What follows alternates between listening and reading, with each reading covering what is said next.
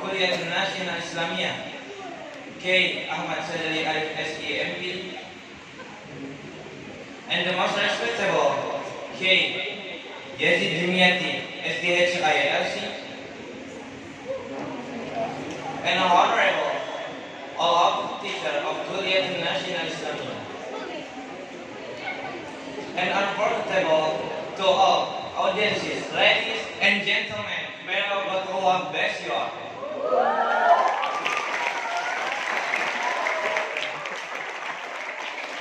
By the name of Allah, the most merciful and most merciful. Bismillahirrahmanirrahim. Assalamualaikum warahmatullahi wabarakatuh.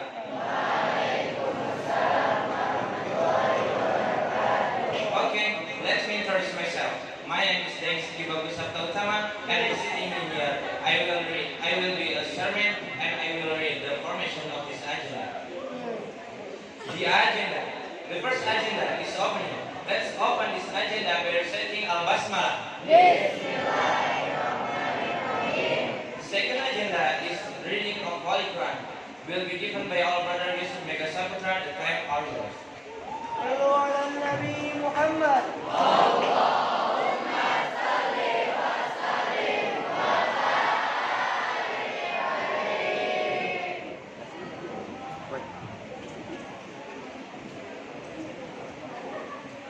Assalamualaikum warahmatullahi wabarakatuh.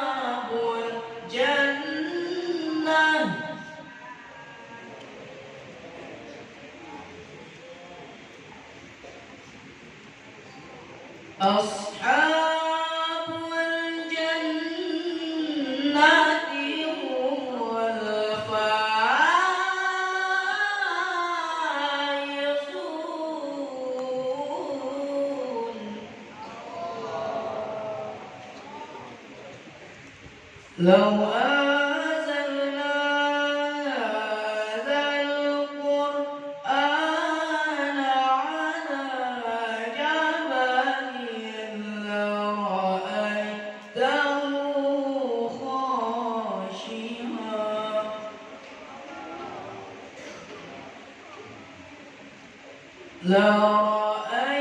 لرأيته خاشعا متصدئا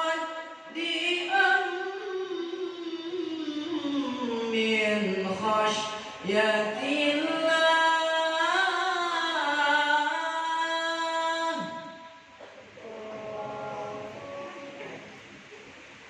وتلك الأمثال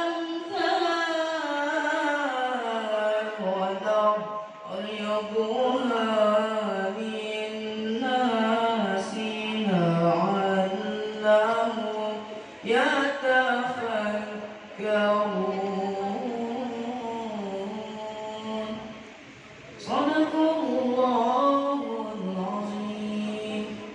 Assalamualaikum warahmatullahi wabarakatuh.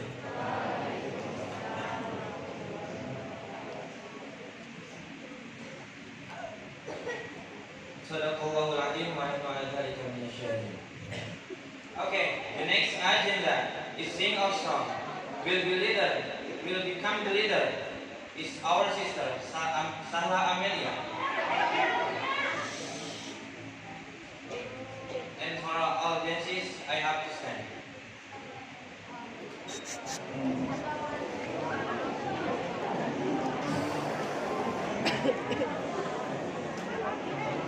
Ini ya, goblok. Satu, son.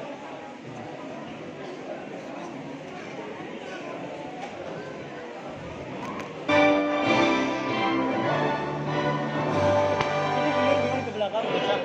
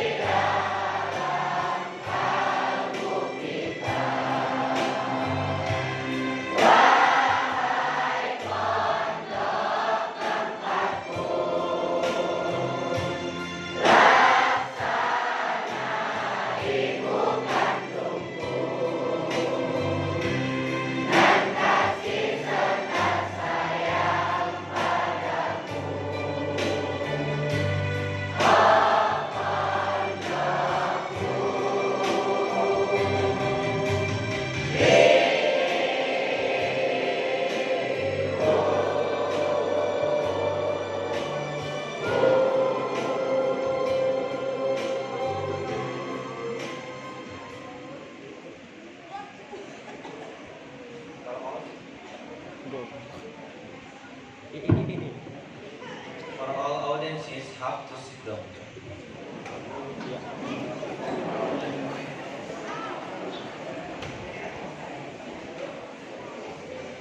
Okay, the next agenda is advice.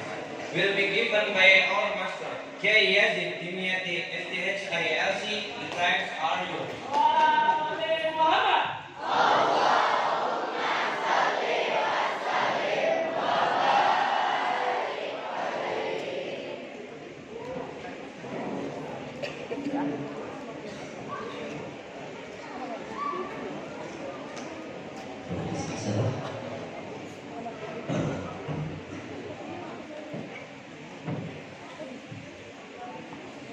Bismillahirrahmanirrahim. Alhamdulillahi Rabbil Alamin. La ilaha illahu Al-Malikul Haqqul Mubin. Muhammadun Rasulullah Sadiqul Wa'dil Amin. Allahumma salli ala Sayyidina Muhammadin Syafi'il Anam wa ala alihi wa sahbihi wa sallim ala dawam. Rabbi israh li sadri wa yassir li amri wahlul 'uqdatam min lisani yafqahu thumma yafqahuna qawli. Amin. Hadratal mukarramun, wabil khusus kakak saya ya, Al-Ustaz Ahmad Sadli Arif, Al-Mukarramun wal Mukarramah, para asatidah, para ustazah, dewan guru yang alhamdulillah mudah-mudahan seiring kehadirannya hari ini memberikan hidayah baru, taufik baru, ma'unah selalu. Kemudian yang juga kami muliakan, kami hormati dan kami cintai santriwan dan santriwati pesantren modern Kulni, yang mudah-mudahan semuanya sehat selalu, dilindungi selalu, ganteng-ganteng dan cantik-cantik selalu zohirnya atau batinnya mana. Nah, mudah-mudahan batin dan zohirnya jamil, ya, jamilun fil zahir wa jamilun fil batin.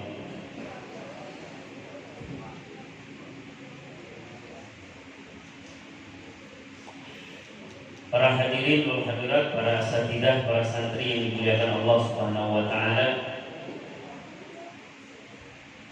Alhamdulillah wa syukurillah, tidak ada ucapan yang patut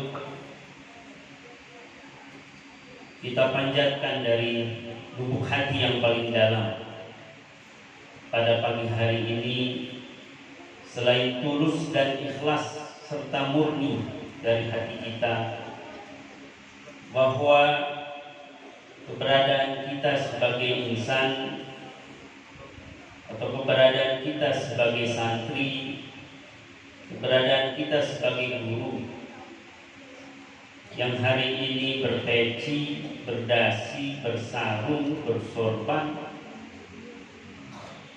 adalah semua itu tidak lain adalah hidayahnya Allah Subhanahu wa ta'ala. Kita harus sampai pada keyakinan bahwa apa yang menjadikan kita hari ini adalah betul-betul hidayahnya Allah Subhanahu wa ta'ala. Pertanyaannya, yakin gak ini hidayah? Yakin gak antum ini hidayah? Yakin gak antum hari ini kok bisa saya memakai jas? Kok bisa saya berdasi hari ini? Kok bisa saya hari ini seganteng dan secantik ini?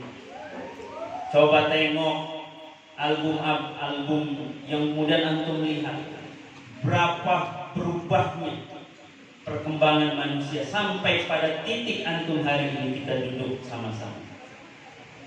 Yakin nggak kita hari ini bahwa tidak ada perubahan demi perubahan itu selain karena hidayahnya Allah Subhanahu wa ta'ala. كملنا من التعليم للحصة الأولى والآن نخطو إلى التعليم للحصة الثانية. Masuk usahannya.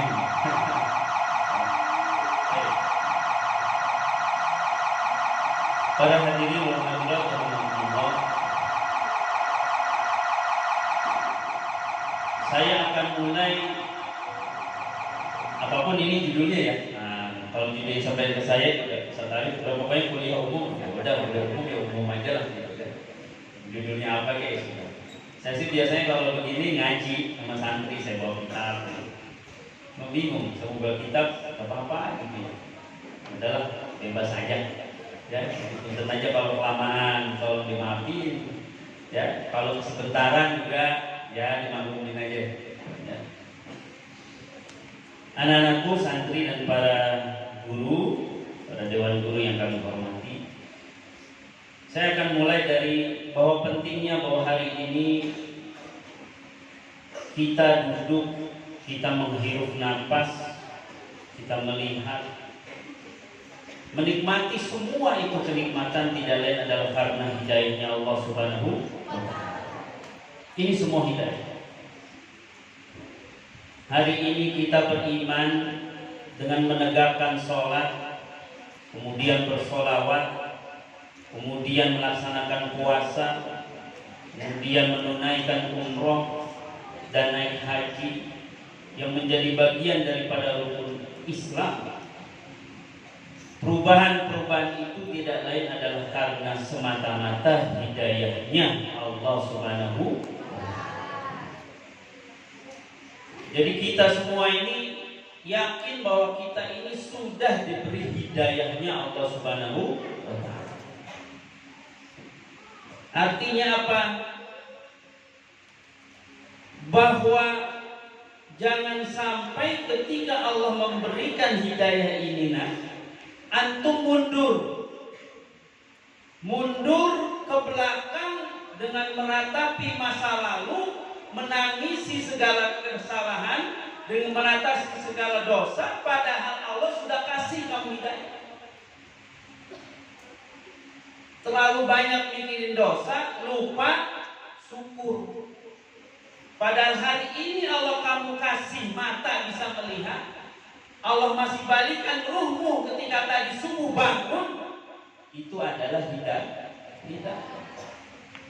Ini mah Allah sudah kasih, balikin lagi tuh ruhnya. Lagi tidur kan ruh kita kemana? Melayang, ada yang nyangkut di tiang listrik, nyangkut di mana? Nyangkut di rumah orang, nyangkut di... Makanya mimpinya nggak benar-benar. Allah balikin tuh, bangun kita.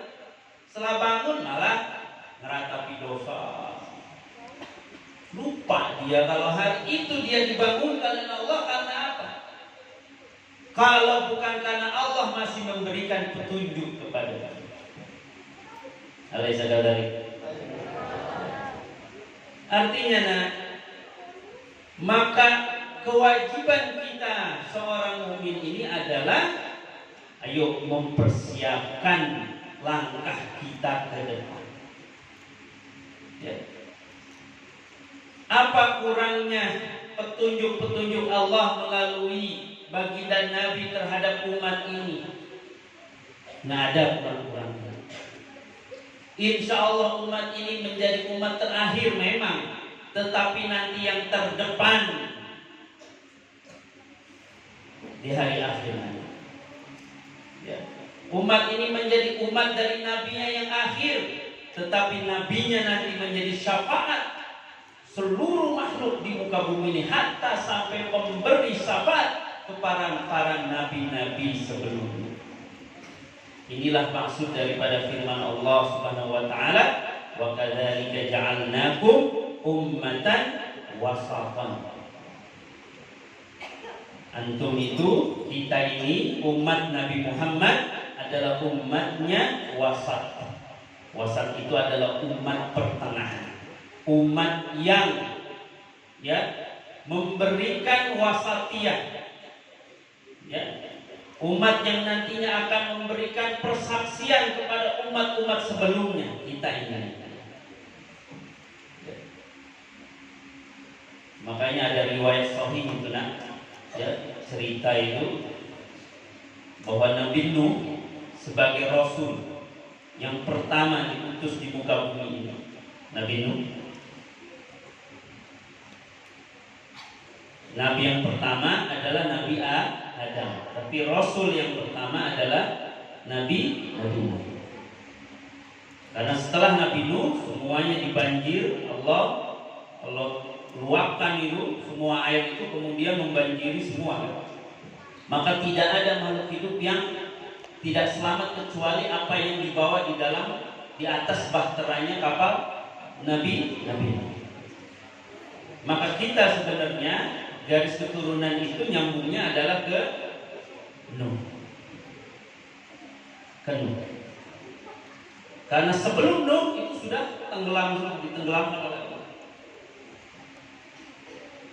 Kecuali 80 atau 70 dalam riwayat yang diselamatkan dari keturunan asli Nabi Adam alaihissalam. Jadi kita ini zuriyahnya Bani Adam betul, tetapi sebenarnya kalau ditarik nasabnya kita ini cuma nyambung sampai Nabi Nuh. Karena setelah itu sebelum Nabi Nuh itu memang keturunan asli dari Nabi Adam, tapi semuanya tenggelam kecuali 70. Makanya memang dongeng aja, itu film-film ada benar ini juga ya. Film-film ini dibuat oleh orang-orang Yahudi kayaknya nukil dari kisah-kisah Israiliyat, tapi kemudian dikemas dalam dongeng-dongeng, dikemasnya menarik. Apa maksudnya? Anggaplah gini, antum pasti tahu kan tokoh fiktif, tokoh yang diidolakan superhero, Superman itu kan. Manusia pertama yang digambarkan ganteng, kuat, datang dari planet yang lain kemudian ke bumi. Karena beda alamnya, beda buminya, dia menjadi sosok yang terkuat karena dia berasal dari bumi, tanah yang berbeda dengan tanah yang di bumi. Kalau antum baca kisah Israiliyat terciptanya Nabi Adam alaihissalam, itu percis seperti itu. Nabi Yusuf alaihissalam itu gantengnya setengah daripada gantengnya Nabi Adam alaihissalam.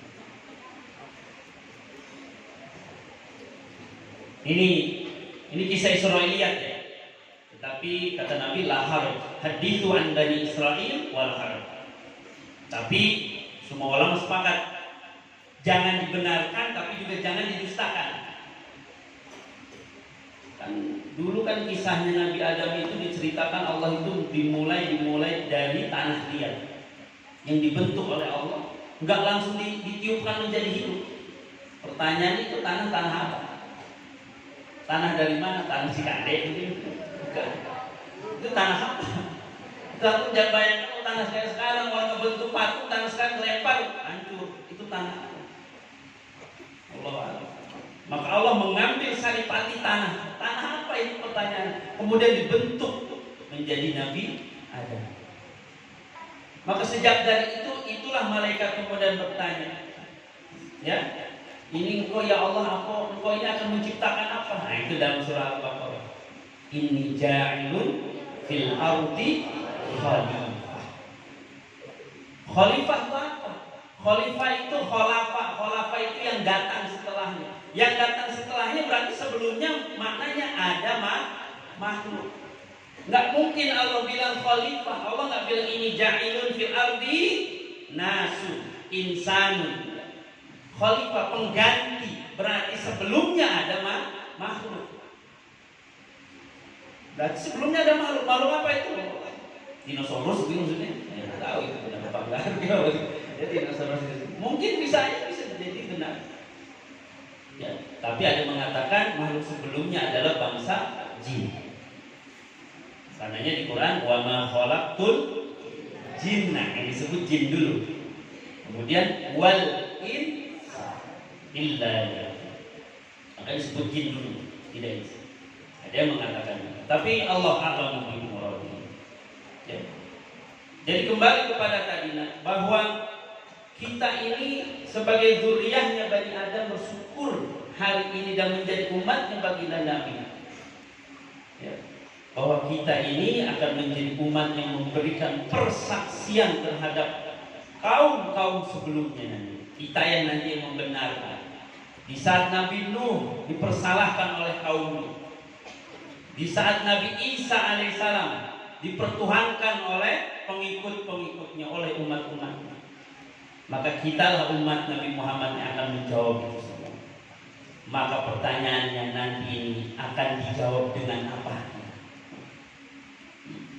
Akan dijawab dengan apa kita nanti? Ya, lihat. Maka jawaban dari itu adalah kita menjawabnya dengan ilmu. Menjawabnya dengan ilmu.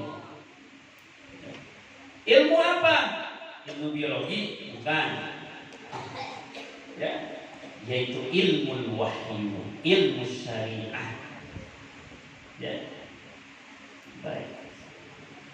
Inilah yang makna lain dari sabda Nabi, man salaka tariqan. Teruskan, man salaka tariqan yaltamisu fihi ilman sahhalallahu lahu tariqan ilal jannah. Nah, perhatikan sabda Nabi ini. Nabi man salaka. Nabi nggak ngomong man masya, man yamshi. Nah, salaka, salak. Maka salik itu menjadi istilah dalam ilmu tasawuf, ilmu tarekat.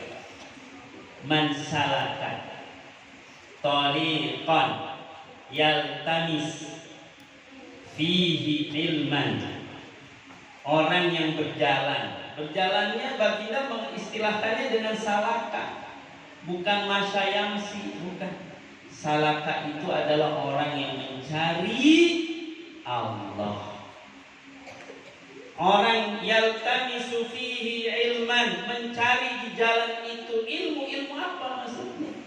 Ilmu ma'rifatullah, ilmu mengenal Allah. Orang yang bersalik di mana yang lain dari hadis itu ya. Oke, mana yang sebelumnya mungkin yang sering kali disampaikan oleh guru-guru kita ya. Kita hari ini pokoknya orang yang belum menuntut ilmu akan dipermudah jalannya menuju surga. Betul, itu makna yang pertama. Tapi ada makna yang lain, itu tadi. Orang yang bersalik mencari ilmu ma'rifatullah, mengenal Allah, maka Allah akan permudah jalannya menuju surga. Kenapa coba? Barang kita mencari ilmu mengenal Allah, Allah permudah jalannya menuju surga. Kenapa kira-kira? Itu tadi yang dibacain tadi Qori itu. Wala takunu kalladzina nasullaha fa'an. Jangan sampai kita menjadi orang yang lupa akan Allah, maka Allah akan melupakan. Ya. Nah, perhatikan sini. Antum punya orang tua, udah gitu orang tua antum, telepon antum, anjing bingung antum di sini. Giliran juga ditanya, "Mak, kenapa kemarin bingung? Lupa saya." Gimana rasanya? Ayo, dilupain sama orang tua sendiri, gimana itu rasanya? Hah? Nangis gitu kan gitu. Nah, sekarang nyampe gak kita hati kita ketika Allah melupakan kita? Ini giliran Allah melupain kita. Nah, pernah nangis gak kita?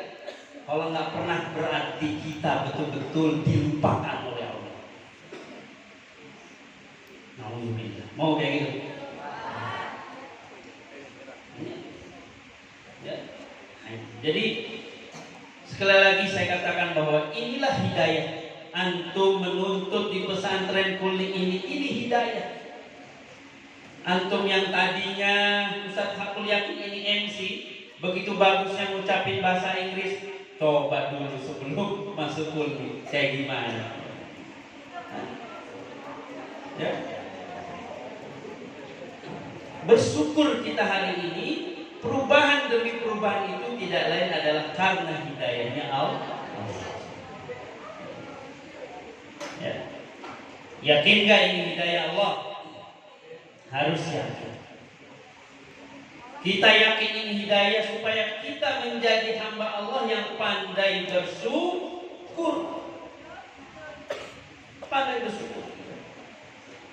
Ya. Nah, perhatikan sini. Beberapa hari yang lalu ada yang bertanya ke Ustaz itu santri. Ustaz, saya di masyarakat udah ujung-ujung ilmu nahu saya nggak kepake Ustaz. Diajarin nahu juga punya masyarakat. Terus ngapain juga kita belajar di pondokin belajar nahu, belajar alfiah, belajar. Oh, di masyarakat juga nggak dipakai. Berarti ilmu kita sebenarnya nggak ada gunanya Ustaz. Nah, itu ada yang nanya begitu. Oh, saya bilang alhamdulillah, kamu kritis.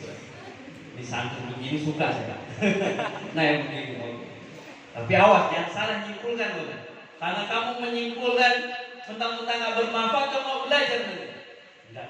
Perhatikan sih. Nah, baik. Allah ini ciptakan manusia.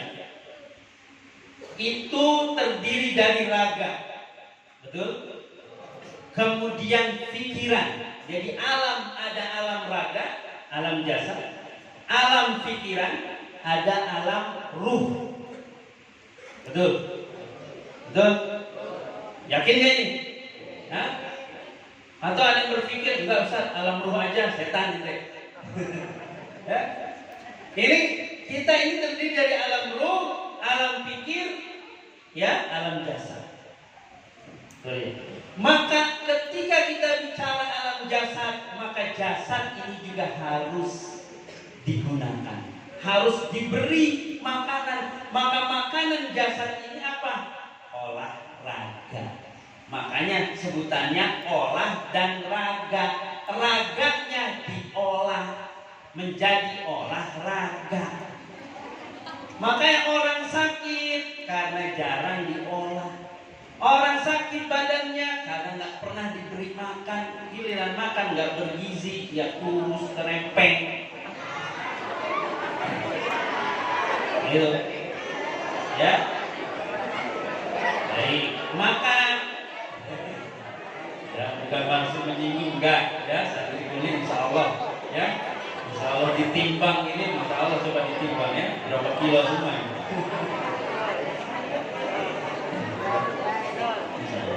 Ustaz juga dulu begitu, nah santri mah nggak pernah gemuk, giliran gemuk begini karena ada bini aja, ada istri.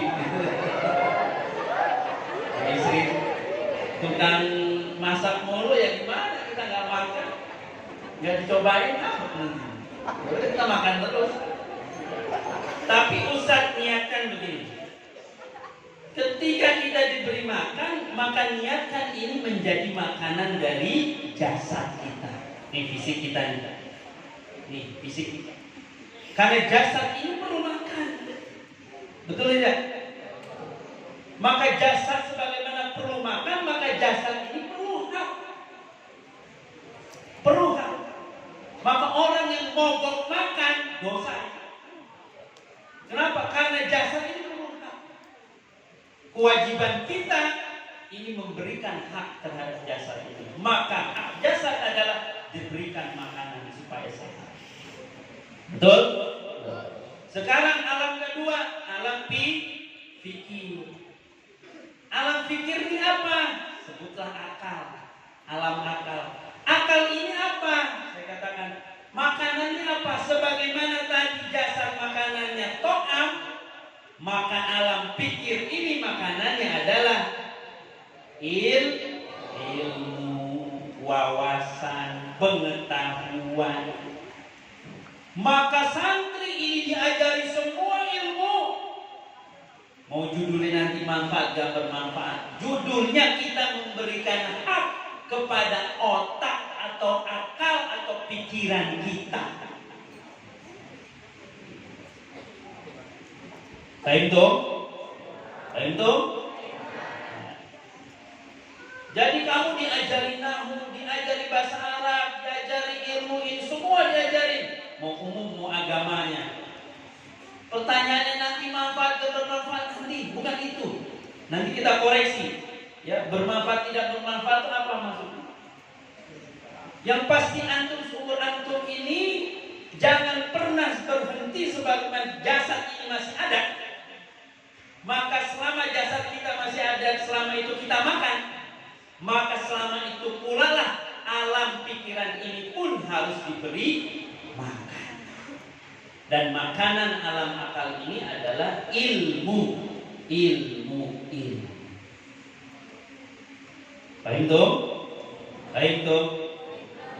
Sekarang tadi kembali ke pertanyaan saya, Ustaz, kan nggak bermanfaat Ustaz, mau kasih makan nggak bermanfaat juga. Iya, tetapi minimal manfaat kepada otakmu, kepada akal. Kamu sudah menyampaikan, sudah menuntaskan, kamu memberikan hak kepada akal pikiran. Oke, kedua, bermanfaat. Ilmu nafi. Ilmu nafi itu apa? Ayo, ilmu nafi itu apa? Pertanyaan. Ayo, kira-kira apa jawabannya? Ya, siapa yang mau coba jawab? Ilmu nafi itu apa? Hah? Ayo, siapa yang mau jawab? Apa Ustaz nggak akan salahkan? Maksudnya nggak tahu. Ilmu nafi. Ilmu nafi itu apa Ustaz? Apa? Ilmu yang bermanfaat. Ilmu bermanfaat itu kayak gimana sih? Kayak tadi bukan? Ilmu bermanfaat, kamu belajar biologi, kamu pulang ke rumah memang ngajarin biologi, kepake biologi. Kamu kimia berarti nggak berguna semua, nggak bermanfaat. Begitu kayak ilmu nafi? Hah? Lalu apa ilmu nafi? Ustaz dulu sama berpikirnya seperti santri. Tapi alhamdulillah seiring kita memperluas bacaan kita, maka ada satu pendapat yang Ustaz setuju. Saya baca kitab Ihya dari Imam Al-Ghazali. Kita baca di kitab Ihya. Kata Imam Ghazali, perhatikan sini.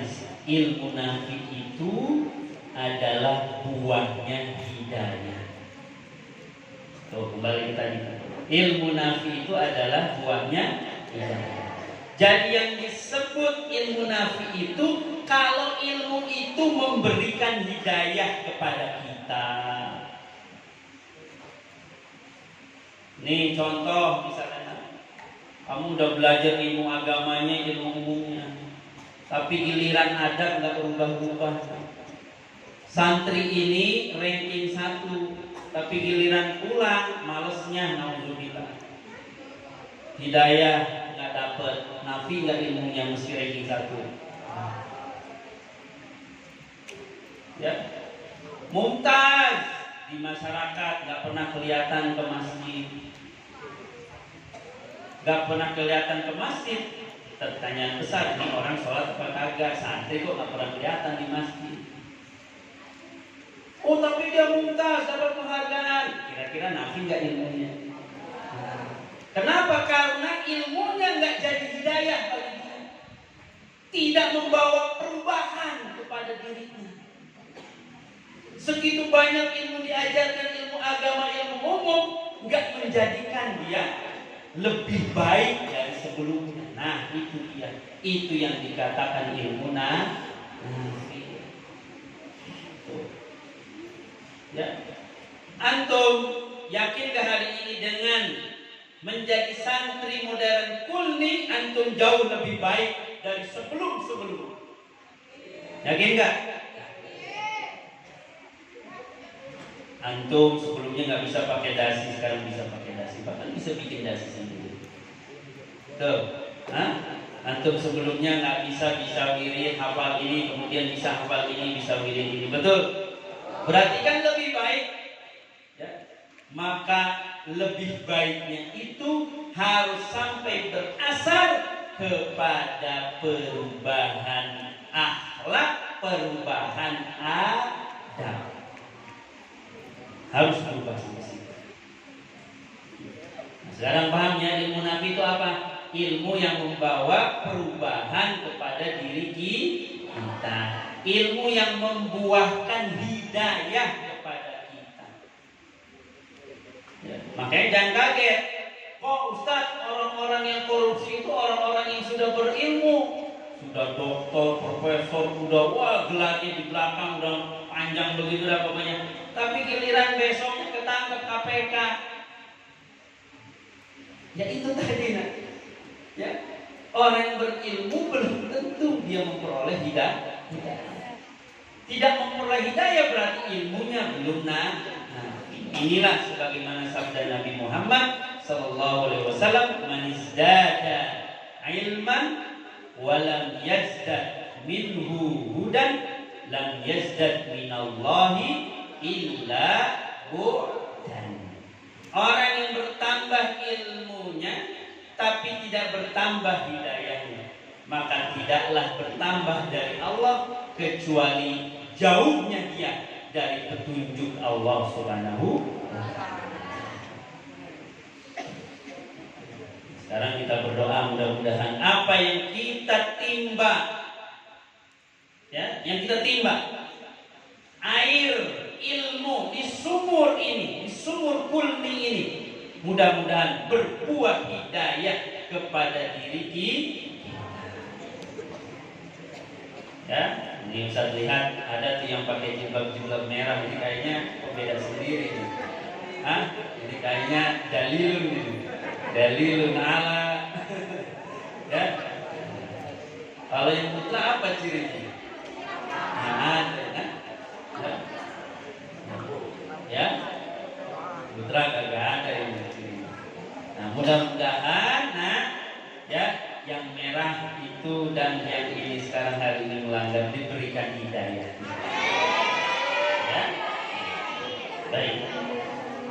Anak-anakku, para guru yang kami hormati, yang dirahmati Allah Subhanahu wa ta'ala.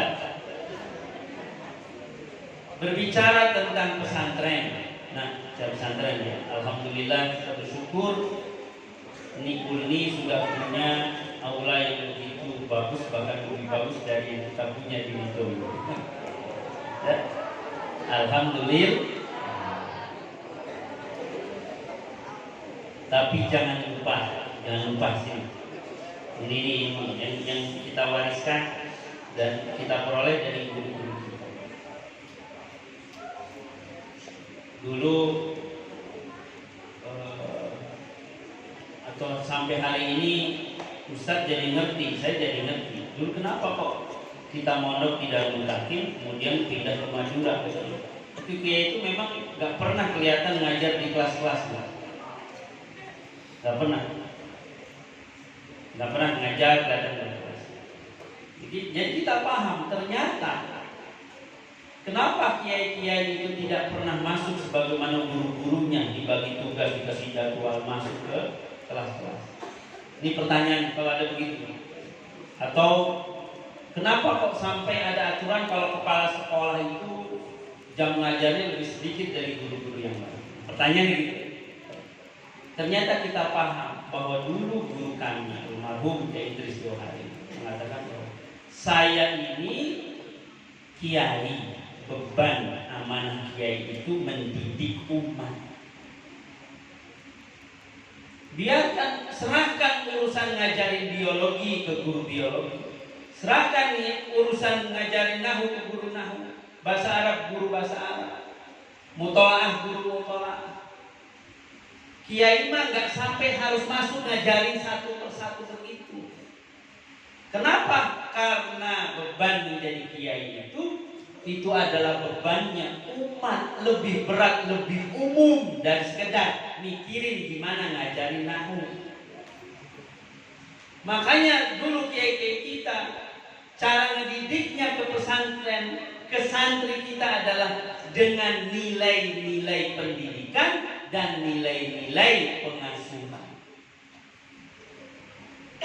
Ya, Alhamdulillah saya dengar sendiri dari pengakuan alumni-alumni bahwa ayahanda almarhum Kiai Ahmad Dimyati, begitupun dengan kakak beliau Wadaman Huri, sama-sama bin Nur Halim. Ya. Itu apa yang dirasa oleh santri dulu, itu kiai memang kagak pernah masuk kelas, tetapi giliran ngedidik santrinya itu langsung turun ke lapangan. Sini kami ajari. Di tengah-tengah begitu diajari nilai-nilainya. Ini nilai perjuangan, ini nilai susahnya membangun pesantren. Ini loh nak saya ajari guys. Ini loh cara milih pasir yang bagus. Ini loh cara ngebenerin pompa. Ini loh. Itu nilai-nilai pendidikan, nilai-nilai kehidupan. Maka kiai itu tanggung jawabnya bukan di kelas-kelas, tapi tanggung jawabnya adalah bagaimana menerapkan nilai-nilai kehidupan di dalam pesantren sebagai miniatur kehidupan umat. Ya. Makanya banyak cerita di kita, banyak cerita di guru-guru kita. Kalau guru-guru kami dulu itu subhanallah, ya kita ingat dulu kita lagi ngabdi, nggak tahu kiai dari jam 2 jam 3 begadang dari pondok sampai subuh, ngelihat kali depan kamar gurunya itu udah subuh, udah azan subuhnya itu sendal deret tuh di depan, ketahuan kan, nah, guru masih pada tidur, diambil itu sendalnya sama kiainya ditaruh di depan rumah kiainya.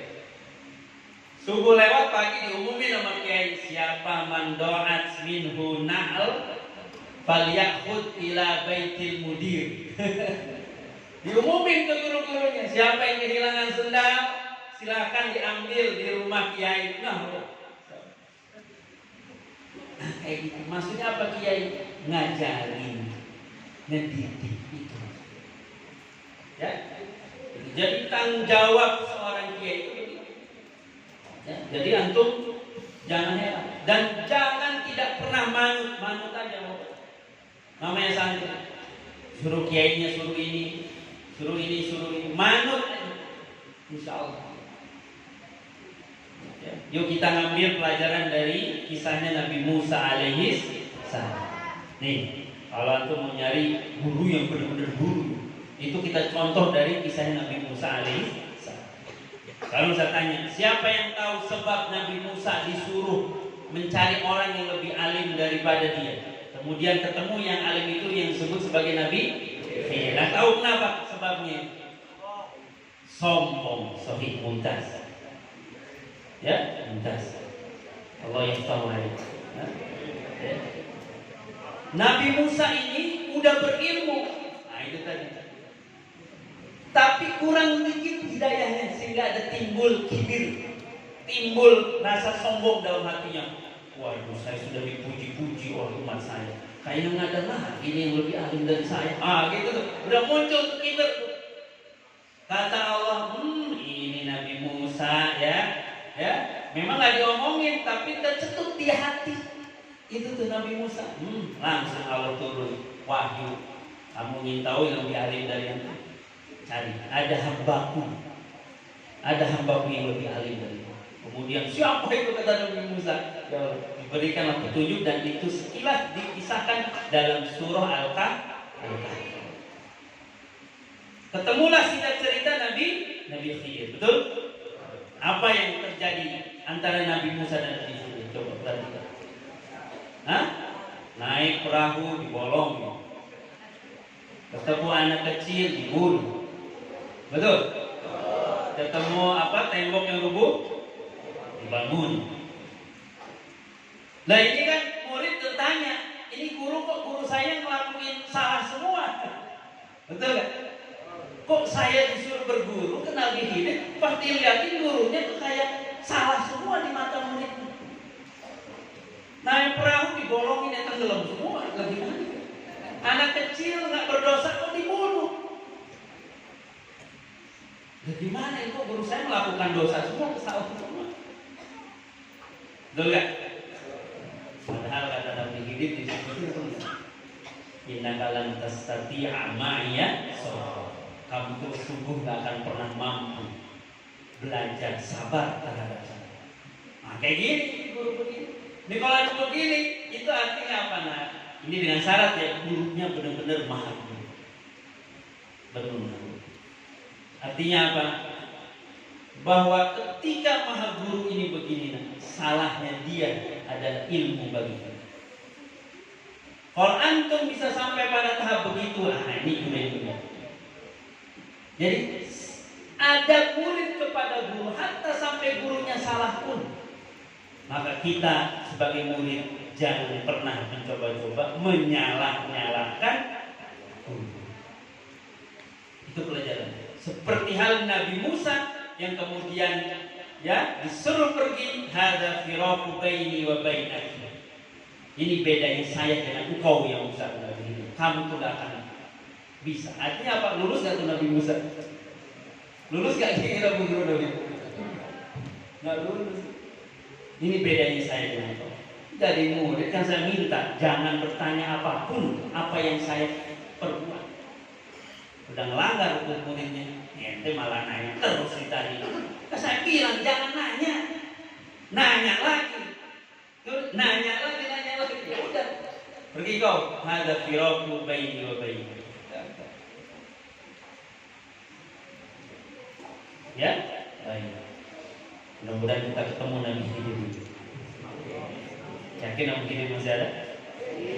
Meski ada khilaf di antara ulama mengatakan Nabi Khidir sudah wafat sejak Nabi Muhammad diutus, ada mengatakan belum wafat.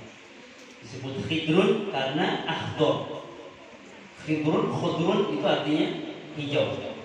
Kenapa disebut Nabi Khidir Khudrun? Karena ya, karena nama aslinya itu Balia. Nama aslinya Balia.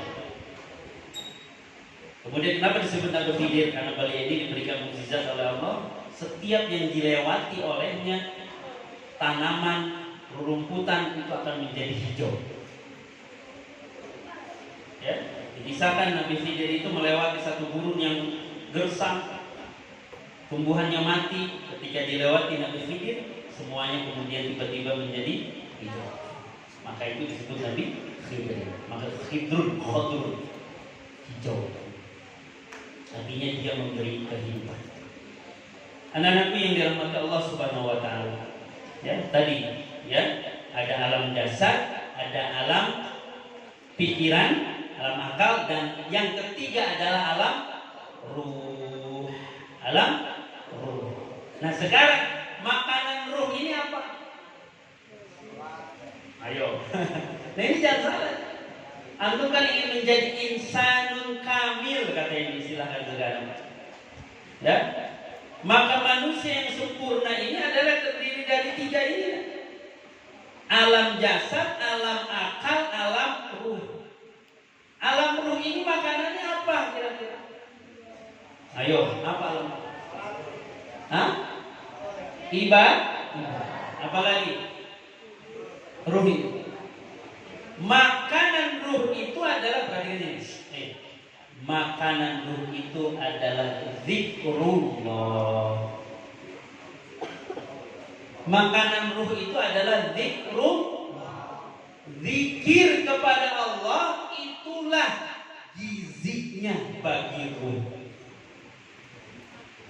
Tuh, kok bisa zikrullah? Nah, sekarang bukankah kata Allah wa nafakhtu fihi mir ruhi. Betul kan? Manusia itu kata Allah aku hembuskan fihi mir ruhi, dari ruhku. Maka ruhku, ruhi itu apa sih maksudnya? Ruh yang datang dari Allah. Maka makanan ruh itu adalah zikrul.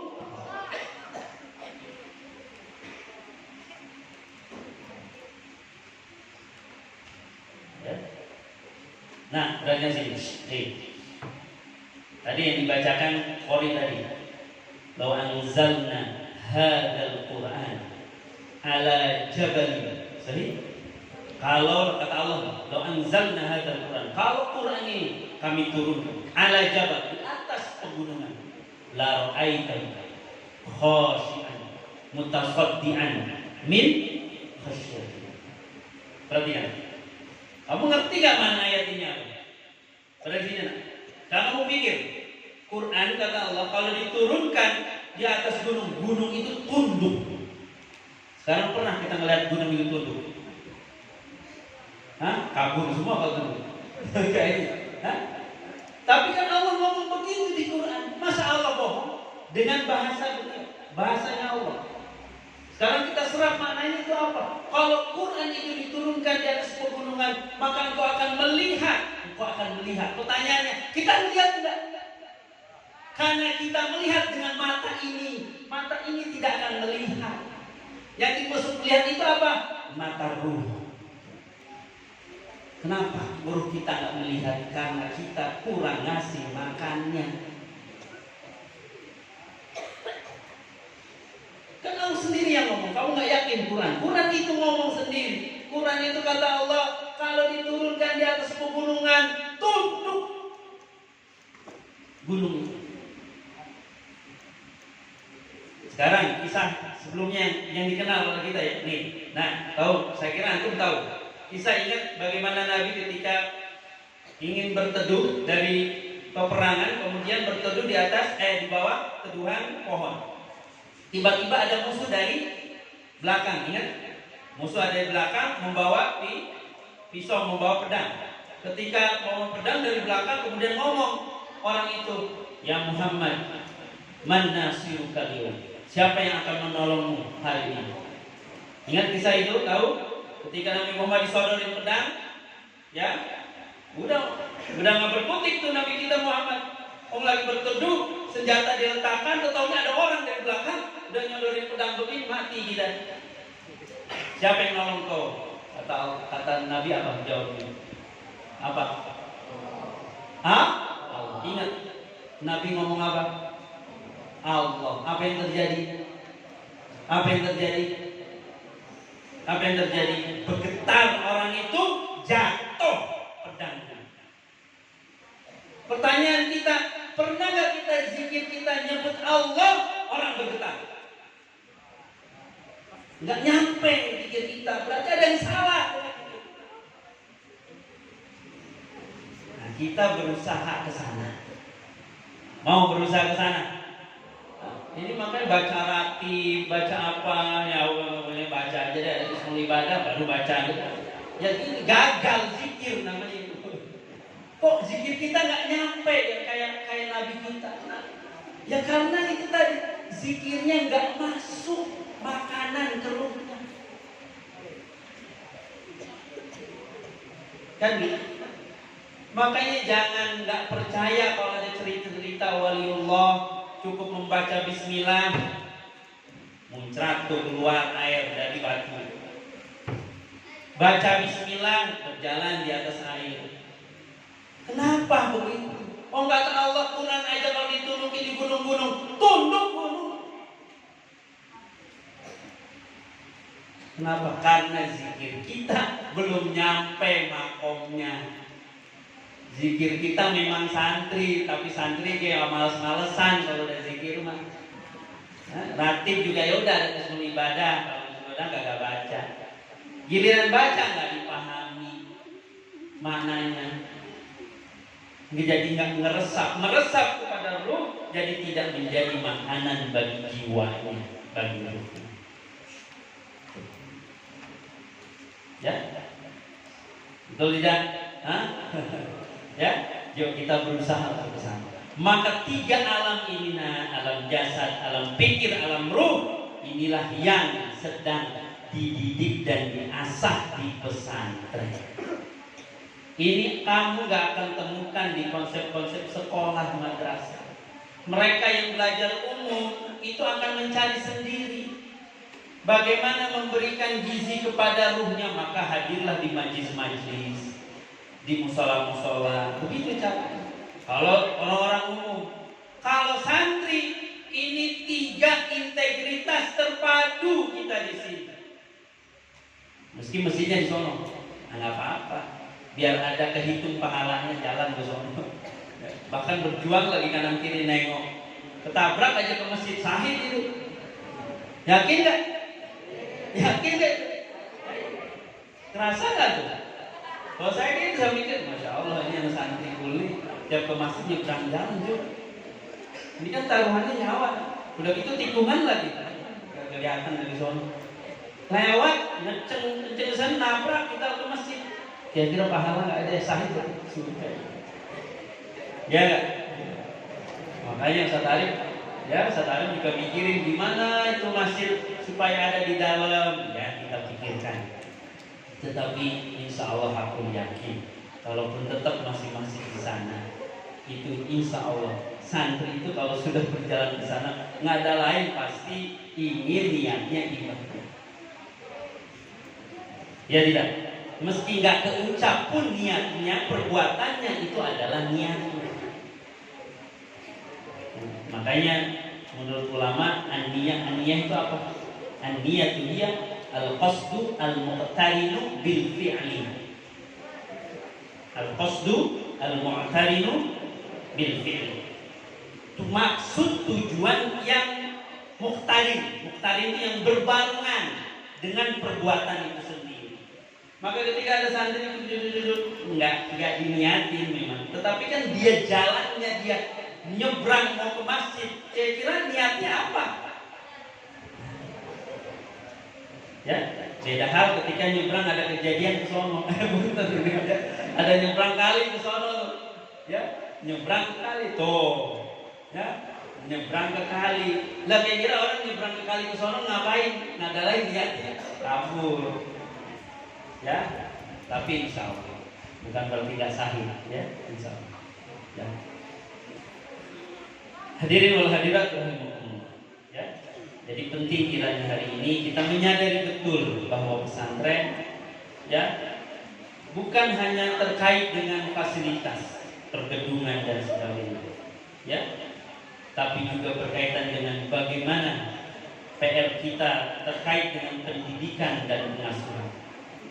Terkait dengan kalau bahasa pancajangkanya Gontor itu adalah khizanatullah.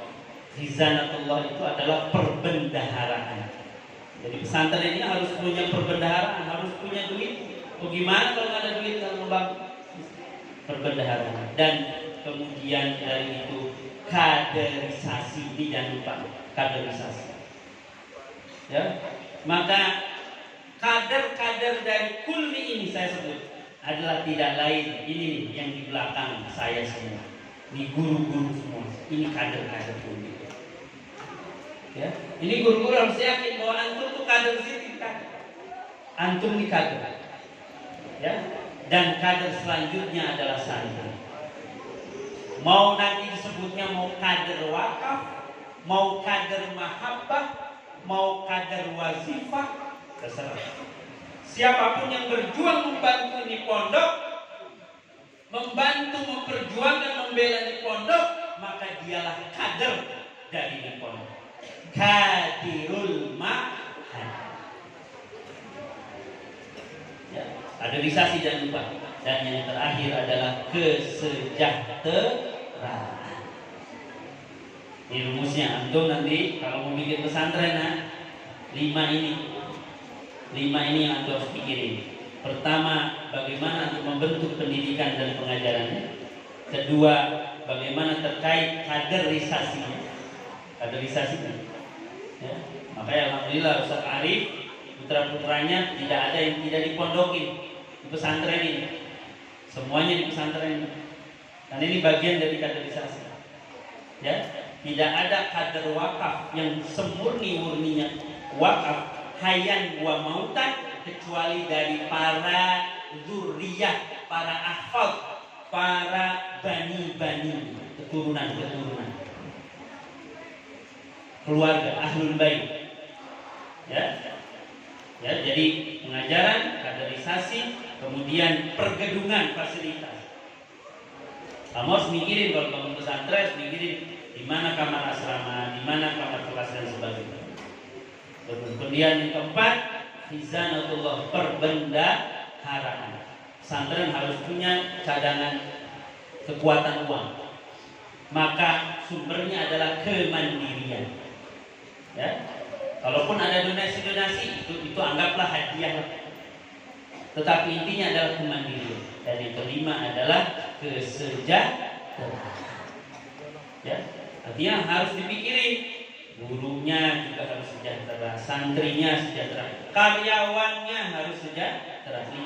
Lima ini panca ini kamu jaga, insya Allah kamu sudah benar menata, memanage sebuah lembaga pendidikan pesantren.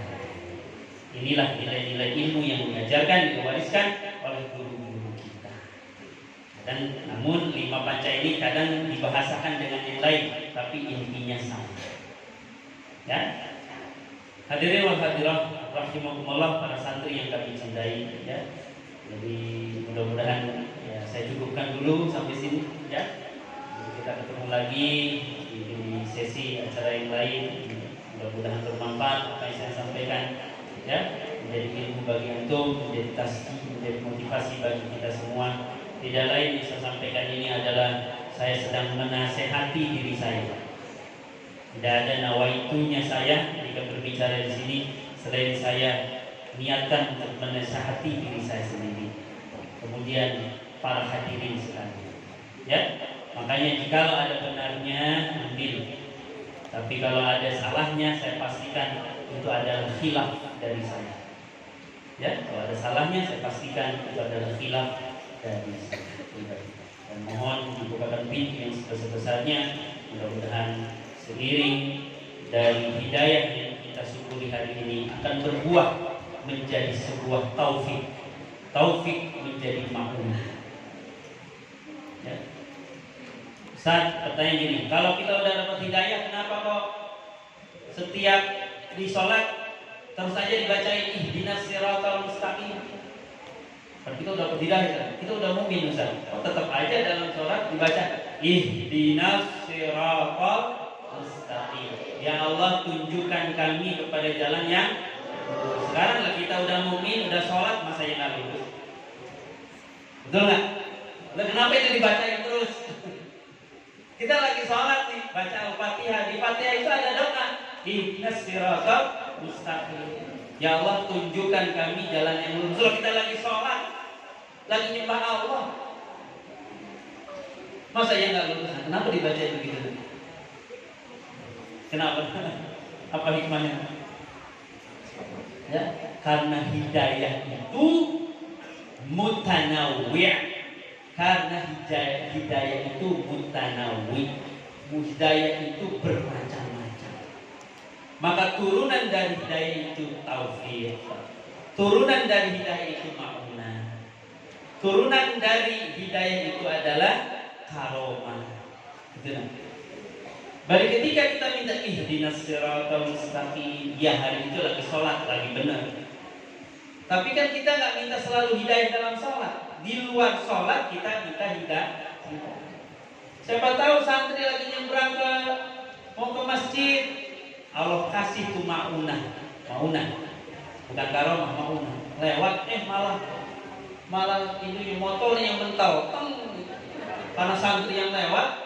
Bukan santrinya yang mental, ini langsung karena zikir Allah, langsung nyebut Allah, langsung motor yang mental sebagaimana tadi apa namanya pedang itu kan bisa begitu. Itu ma'unah. Ma'unah itu adalah keluar biasaan yang diberikan Allah kepada manusia biasa, manusia yang Allah cintai, Allah ridho. Kalau wali disebut karomah, kalau nabi disebut mu'jiz. Orang yang berdosa disebut sihir. Sama, sihir juga mirip-mirip mukjizat. Bedanya kalau sihir mah pasti sudah berdosa. Tapi ma'unah, taufik, karomah, mukjizat tidak akan diberikan Allah kecuali orang-orang yang Allah kategorikan muttaqin, orang-orang yang bertakwa kepada Allah. Ya, jazakumullah. Terima kasih hari ini. Mohon maaf jika ada kurang-kurangnya. Saya menyampaikan ya kan? Ya, insya Allah santri Purni santri yang serba bisa, ya, melek IT, ya, melek batinnya, melek ruhnya, ya, sehingga Allah bukakan semua mata batin kita. Jazakumullah, hadanallahu wa iyyakum ajma'in, wa akhiru da'wana alhamdulillahi rabbil alamin. Allahumma taqabbal minna niyatana wa majlisana bihaqqil Fatihah. A'udzu billahi minasyaitonir rajim. Bismillahirrahmanirrahim. Alhamdulillahi rabbil alamin. Arrahmanir rahim. Maliki yaumiddin. Iyyaka na'budu wa iyyaka nasta'in. Ihdinas siratal mustaqim. Siratal ladzina an'amta 'alaihim ghairil maghdubi 'alaihim waladdallin. Amin. Astaghfirullahal azim. Astaghfirullahal azim. Astaghfirullahal azim. Wa natubu ilaik. Allahumma shalli ala sayyidina Muhammad salatan tahullu bihal uqad wa tufarriju bihal qurab wa tuzilu bihal darar wa tuhawwinu bihal umur as-si'ab wa turdika wa turdi wa tarda biha 'anna ya rabbal alamin. Allahumma ij'al majalisana majalisa Rasulillah wa ayyamana ayyama Rasulillah wa layaliyana layaliya Rasulillah wasrah sudurana bi ulumi Rasulillah wamla qulubana bi hubbi Rasulillah wa aqlid alsinatana bi anwaris salati ala Rasulillah wa adkhilna fi hisnihi sallallahu alaihi wasallam salimin aminin ghanimin.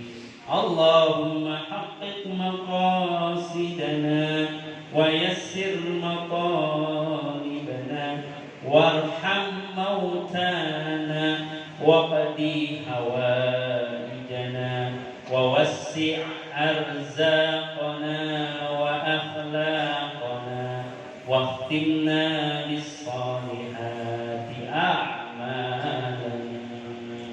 اللهم استر عيوب شيوخنا ولا تبعدنا عن بركات علمهم. اللهم إننا ظلمنا أنفسنا وإن لم تغفر لنا وترحمنا لنكونن من الخاسرين. ربنا آتنا في الدنيا حسنة وفي الآخرة حسنة وقنا عذاب النار. سبحان ربك رب العزة عما يصفون وسلام على المرسلين والحمد لله رب العالمين. اللهم تقبل منا بحق الفاتحة. أعوذ بالله من الشيطان الرجيم. بسم الله الرحمن الرحيم. الحمد لله رب العالمين الرحمن الرحيم مالك يوم الدين. إياك نعبد وإياك نستعين اهدنا الصراط المستقيم صراط الذين أنعمت عليهم غير المغضوب عليهم ولا الضالين. صلى الله على سيدنا محمد وعلى آله وصحبه وسلم. الحمد لله رب العالمين. Jazakumullah, ila liqa fi amanillah. Assalamualaikum warahmatullahi wabarakatuh.